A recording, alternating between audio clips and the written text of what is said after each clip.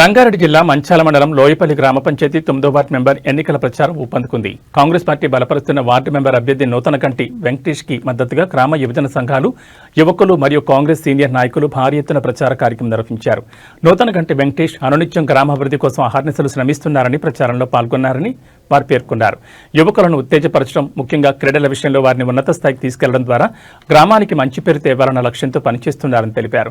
గ్రామాన్ని అభివృద్ధి పదంలో ఉంచడానికి కృషి చేస్తానని, ఇదే తన ప్రధాన లక్ష్యమని వెంకటేష్ ప్రకటించారు. కులమతాలకు అతీతంగా అందరితో సోదరభావంతో కలిసిమెలిసి ఉండే నాయకుడు నూతనకంటి వెంకటేష్ అని తెలిపారు.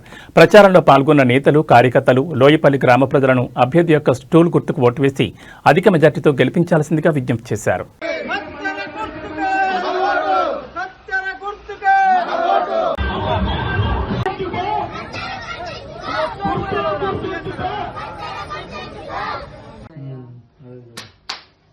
గుర్తు పెట్టరా పొద్దుగా చేసి వస్తాయి కానీ ఎంత లేటుగా ఉంటా